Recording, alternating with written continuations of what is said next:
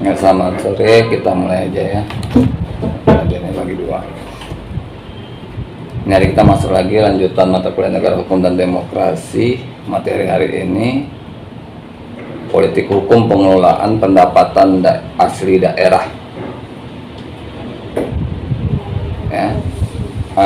Jadi pada masa lalu atau kita kenal dengan zaman Orde Lama, itu pengelolaan keuangan baik pusat maupun daerah terfokus pada pemerintahan pusat. Ya, jadi seluruh kegiatan administrasi yang ada di daerah itu dikelola oleh pusat. Jadi di sini presidenlah yang berperan untuk mengendalikan segala tindakan aparatur pemerintah yang ada di setiap daerah dari Sabang sampai Merauke, ya, yang kita kenal pada masa Bapak Presiden Soeharto. Ya, ada baiknya, ada buruknya. Makanya kita kalau sebagai seorang akademisi, kalau saya selalu bilang, jangan pernah kita menilai seseorang hanya dengan buruknya saja. Ya, kita bukan komentator, ya. Kita bukan seseorang yang dibayar untuk menilai orang lain, bukan. Kita seorang akademisi. Saya posisi sebagai dosen, kalian sebagai mahasiswa. Kalian termasuk salah satu atribut sebagai akademisi. Jadi kalau kalian menjumpai suatu permasalahan di masyarakat, kalian harus duduk di tengah. Ambil benarnya dari pihak si A, ambil benarnya dari pihak si B, ambil salahnya dari pihak si A, ambil salahnya dari pihak si B. Jangan pernah membela. Tapi kalau kita nggak sanggup berbuat seperti itu, maka bagus, lepaskan, tolak. Ya, jangan sok-sokan ngambil tapi kita nggak sanggup untuk berbuat adil. Ya, karena kalau kita sudah berbuat adil di dalam masyarakat, itu akan menjadi penilaian positif. Hal-hal yang bisa membangun bangsa ini. Ya, jadi kalau Indonesia memulai era reformasi setelah 98 atau kita kenal dengan tragedi 98, harusnya kalian juga tahu, walaupun mungkin kalian belum lahir atau mungkin kalian masih kecil di 98, tapi harusnya kalian yang duduk di mahasiswa PPKN tidak lain juga harus tahu sejarah ke belakang. Ya, kita bukan orang IPA. Kalau kita orang IPA, orang biologi, kimia, matematika, itu mereka tahunya apa yang terjadi sekarang dan bagaimana kedepannya menjadi lebih baik. Ya, kalau kita harus rentetan sejarah itu harus jelas. Ya, makanya saya selalu bilang sama mahasiswa saya, kalau kalian mempelajari suatu undang-undang, kalau kalian menemui undang-undang tidak ngerti pembahasan di dalamnya, maka cari undang-undang sebelumnya. Jika masih nggak ngerti, cari sebelumnya lagi. Karena rata-rata undang-undang di Indonesia itu saling keterkaitan. Ya, kecuali memang udah beda pokok permasalahan, maka dia jadi sendiri. Ya, jadi setelah era 98, maka otonomi daerah diberikan kepada masing-masing daerah yang merupakan hak, wewenang, dan kewajiban daerah otonom untuk mengatur dan mengurus urusannya sendiri, urusan pemerintahan dan kepentingan masyarakat sendiri, sesuai dengan peraturan perundang-undangan nomor 32 tahun 2004 dan undang-undang nomor 22 yang menggantikan undang-undang nomor 22 tahun 99. Nah, jadi reformasi 98 muncul undang-undangnya 99 langsung. Makanya saya juga pernah bilang sama kalian, kalau negara Indonesia ini tidak pernah membuat undang-undang yang andaikan ke depannya terjadi seperti ini, nggak ada. Andaikan ke depannya terjadi seperti ini, nggak ada. Pastinya undang-undang itu terjadi karena ada perbuatan yang terjadi sebelumnya yang menimbulkan akibat. Saya selalu ngasihkan contoh untuk yang mudah sama kalian, itu undang-undang teroris. Undang-undang teroris tahun 2005 itu muncul karena adanya tragedi bom gereja dan bom Bali 1 ya, tahun 2004 ya, 2004 dari 2005 keluarnya, berjarak kan. Sebelum 2004 nggak ada undang-undang, sebelum 2005 nggak ada undang-undang tentang terorisme. Ada undang-undang keamanan negara, ada, karena itu untuk tugas dan wewenang dari TNI Polri. Tapi kalau untuk khusus teroris baru ada setelah 2005 tragedi Gereja Kuningan sama bom Bali. Ya. Yang bom Gereja Kuningan sama bom Bali 1, dilanjutkan runtutan JW Marriott, bom Bali 2, dan beberapa lagi yang umumnya yang terkenal ya, yang bahkan di Bali sekarang kalau kalian pergi sana ada tugu peringatan bom Bali. Di situ ada seluruh nama-nama korban yang meninggal pada saat bom Bali.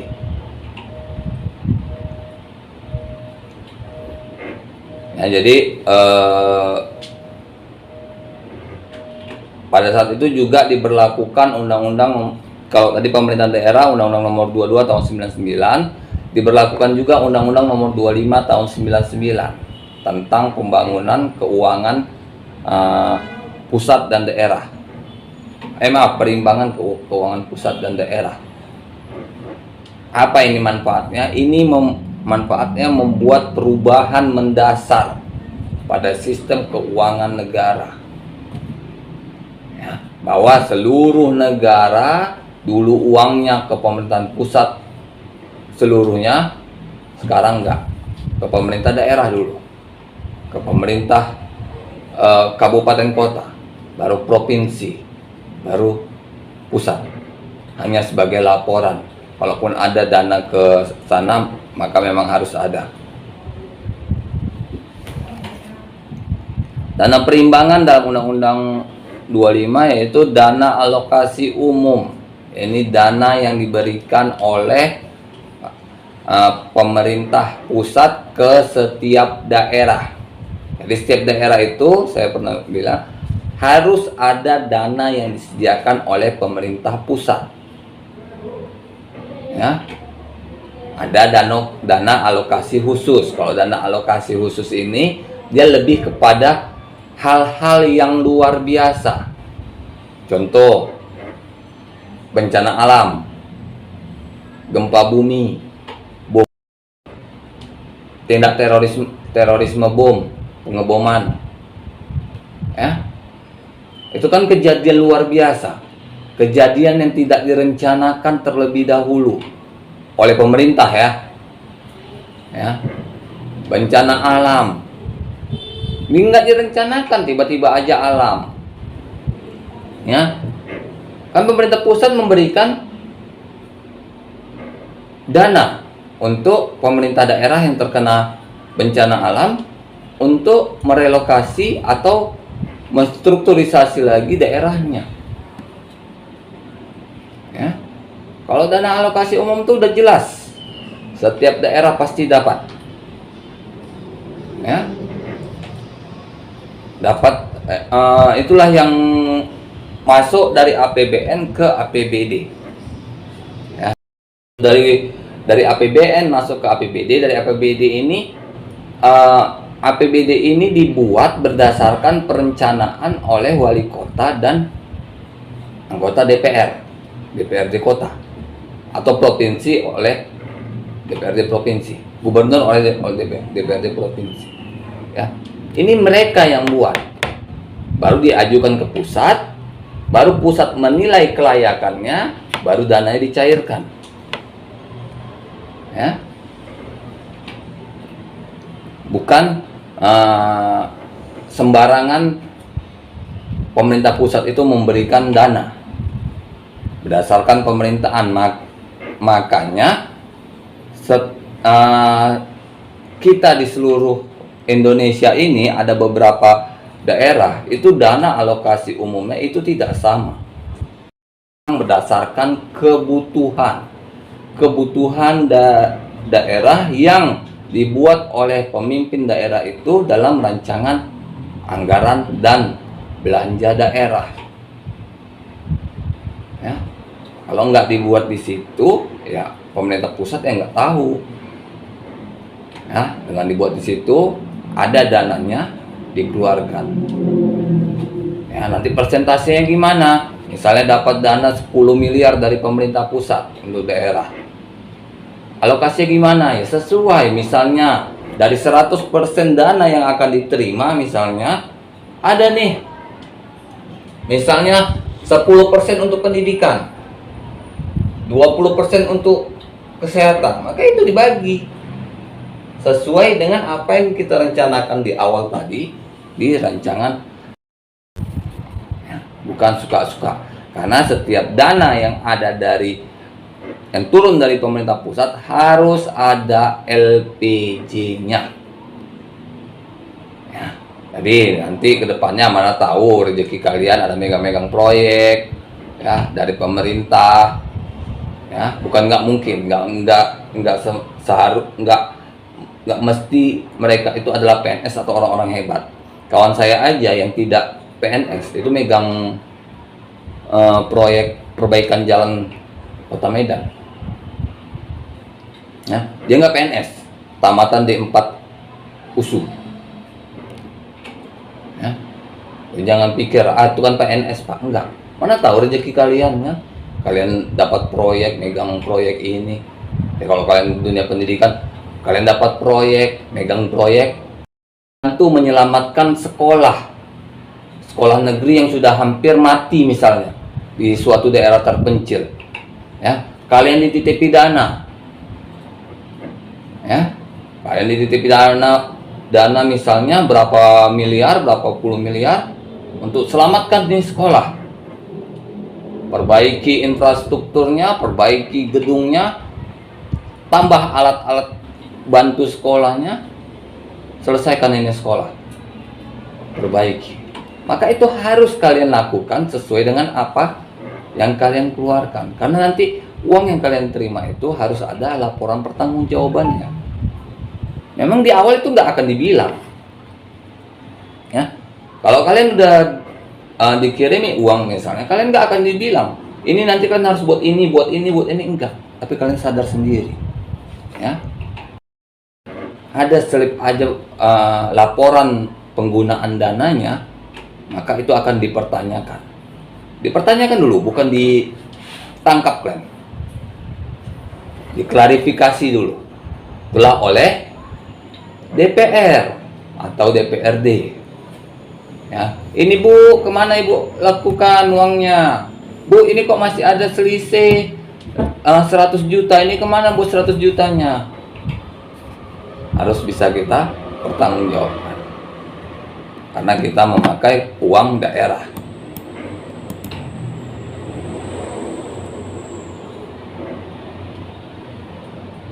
Ya, di konsep keuangan daerah, jadi harusnya sudah menjadi suatu kewajiban bagi setiap daerah untuk setiap daerah itu harus punya konsep keuangan yang masing-masing. Karena apa? Karena memang daerah lah yang tahu jika diberi uang ini mau diapakan, mau digimanakan, dan apa yang perlu diperbaiki. Makanya saya selalu mendukung kalau para pemimpin daerah itu yang putra asli daerah. Ya. Minimal walaupun dia udah lama di luar kota, tapi dia ingat dengan kampung halamannya. Ya kan? Masih ada mamaknya di sini. Masih ada bapaknya di sini, masih ada atuknya di sini. Ya, dia masih sering berkomunikasi dengan pemuka-pemuka pemerintahan yang ada di sini, orang-orang penting di pemerintah. Pasti dia tahu. Ya, jadi harus disusun. Kalau yang bukan orang asli daerah, bukan saya bilang dia tidak bisa, pasti dia akan butuh bantuan lagi. Tanya ke daerah ini gimana, daerah ini gimana, daerah ini gimana. Karena dalam suatu negara, nggak usah dibilang dalam suatu negara ya, dalam setiap sendi kehidupan, baik itu pemerintahan, perusahaan swasta, perusahaan negeri, ya, uang itu merupakan salah satu yang menjadi dasar bergeraknya. Jadi sama, jadi uang itu merupakan dasar bergeraknya kehidupan dalam suatu daerah. Ya. Kalau nggak ada lah uang, apa yang mau dilakukan wali kota?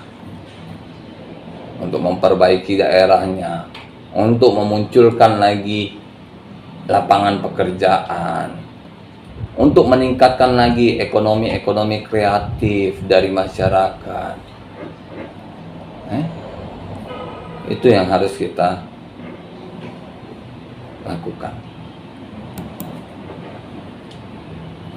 Ya, jadi agar pelaksanaan otonomi daerah dapat berjalan dengan baik, maka orang yang bertanggung jawab untuk melakukan itu harus tahu tentang daerahnya, tahu sumber pendapatan untuk daerahnya, hukum, perilaku masyarakat dia tahu, serta faktor-faktor kepemimpinan di setiap sukunya harus tahu. Ya. Harus juga tahu kalau ingin melakukan suatu pekerjaan, misalnya memadai nggak peralatan yang dimiliki oleh daerah itu. Makanya kalau orang-orang yang menjadi pemimpin daerah, wali kota, gubernur, kita lihat prestasinya banyak. Memang seperti itu. Karena mereka memang harus tahu.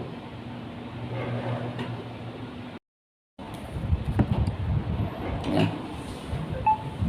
Kenapa keuangan daerah merupakan faktor penting dalam Undang-Undang Nomor 22 Tahun 99? Itu yang antara yang pertama, untuk menyelenggarakan otonomi daerah yang luas, nyata dan bertanggung jawab. Ya. Jadi untuk melaksanakannya diperlukan kewenangan dan kemampuan menggali sumber keuangan sendiri. Ya. Saya selalu bilang ke mahasiswa saya, kalau daerah itu harusnya menerima APBD dari pemerintah pusat. Ya. Kalau misalnya 1 tahun, 3 tahun, 5 tahun ini menerima, kenapa enggak kita bikin rencana karena bagaimana misalnya 10 tahun yang akan datang kita enggak ngambil lagi nih APBD dari dana APBN pusat. Ya, itu bisa kalau daerahnya mampu. Nah, yang kedua, dalam rangka menyelenggarakan otonomi daerah, kewenangan keuangan melekat pada setiap kewenangan pemerintah menjadi kewenangan daerah. Ya. Jadi dengan otonomi ini, apa yang menjadi kewenangan pemerintah pusat pada sebelum reformasi menjadi kewenangan daerah.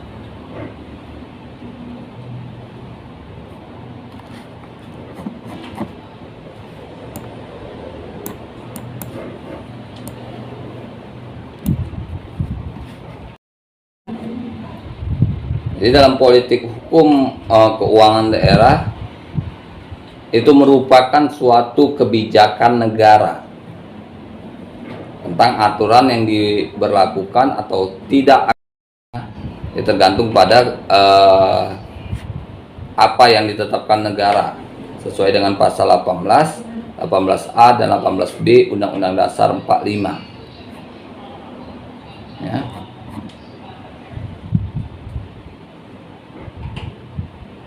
Jadi dalam setiap konsep kewenangan daerah itu mengacu pada porsi kebijakan pemerintah pusat. Ya, saya bilang. Jadi apa yang dilaksanakan oleh pemerintah daerah itu harus sejalan dengan program kerja dari pemerintah pusat. Nggak bisa misalnya pemerintah pusat programnya A, daerah Z. Ya, bertolak belakang, nggak boleh. Harus walaupun atau mirip atau sejalan. Ya.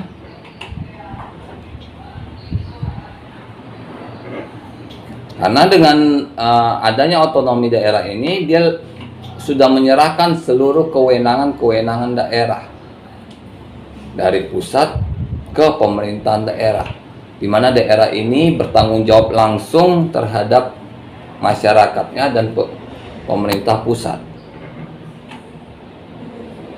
Ya, di mana kedepannya selalu saya bilang, bagaimana suatu daerah ini mampu untuk bertanggung jawab dalam membiayai hidup daerahnya.